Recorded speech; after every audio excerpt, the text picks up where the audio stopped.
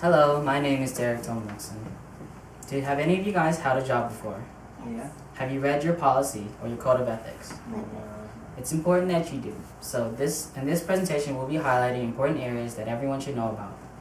And that would be sexual harassment, drugs and alcohol, smoking, and discrimination. Sexual harassment is any unwelcome sexual advancement, whether it be physical, written, verbal, or graphical. Be careful of what you can or cannot do in relation to your coworkers. Sometimes a simple hug can be misunderstood or misinterpreted. So check with your policy manager to see where your company stands on that measure. Sexual harassment can be just as physical, as simple as this, but this is very unwelcomed, as you can see by the lady's expression, and it caused a disruption in work, ethic, and productivity. Now we're going to speak about drugs and alcohol. Drugs and alcohol are strictly usually prohibited in most areas of business in successful corporations. For drugs, the only exception you can have is a prescription drug by your doctor for a medical condition. What that means is you can have things such as, ADD or ADHD, and possibly if you have like chronic migraines or headaches that require you to take specific medications. Another time you could use any types of medication is if you check with your local nurse in your workplace if you have one provided, and make sure you sign the necessary forms. When it comes to alcohol, most people are not allowed to drink because that impairs their judgment and changes their behavior. During this time, I've read that Google lets you consume a little bit of alcohol, but they leave it up to your judgment. And at any time that a higher up has any suspicion that you've drank too much, they can send you to a screening of any type of testing to ensure that you're not under the influence, even though it may appear that you are. So be careful with drugs and alcohol because they change the way you act, and it can affect not only you but your business. Smoking. Smoking is purely a private choice of matters such as drinking or anything else. Usually now in recent times, smoking is not smiled upon because it's harmful to the environment, harmful to yourself, and it affects others around you. Smoking can cause damage to the walls or ceilings of your office or your building. It can also cause a foul odor which negatively impacts your other workers.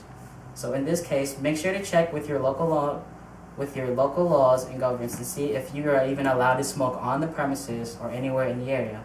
Check for smoking designated areas if you are a smoker, and make sure to follow the rules of not smoking around others, especially if it's strictly prohibited. Now, discrimination. Next, we're going to talk about discrimination. Discrimination pertains to the fact that if you act differently towards anyone under the pretense of their religion, their skin, their age, their sex, or their physical impairment. Any of these ways can be interpreted from the same as sexual harassment. It can be physical, it can be verbal, or it can be written. Such as if you're making fun of anyone like in a wheelchair who is handicapable, that is usually unacceptable. That can usually be on the grounds of termination, which means you would lose your job and possibly hold that on your record. This could cause trouble for your future endeavors into seeking another place of employment. It also can cause law issues such as being sued by the party you offended. These fines can be long, hefty, and largely very consuming of your resources. So be careful about how you react with your employees once again, because if you're judging anyone or anything by their race, color, their physical impairment, sex, or age, that is against the law, especially with the equal opportunity. So make sure to respect your differences against discrimination. In conclusion, make sure to read over your policies so you know where you stand and you can follow the guidelines to stay safe within your policies, and make sure no one who is interacting with you is breaking the policies, and if they are, report it immediately to your manager or supervisor so they can handle the situation properly. Anytime you are feeling negative about any interactions between you or an employee, this is the time to consult your policy to see if there's anything you can do about it, or if they are breaking any policies. Usually when you report it, violations will cause to be probably in a 3-strike policy, mostly. The first strike would be like a written apology if you offended somebody, or the second strike would be like a suspension without pay, which means you'd have to take remedial classes about how to treat others, especially if you are of value to the company. I'm not saying this will be favoritism, but your input to your company can be very important to them, and maybe they can find a way or middle ground. Lastly, make sure you maintain professionalism through everything you do, because through your work ethic and through your job, this affects your future and of those around you. And above all, respect your coworkers, no matter who they are. So once again, check your policies, maintain professionalism, and also just be very respectful. Are there any other questions anyone would like to ask? About the policies, let's say it's like a higher person that's doing it or the boss.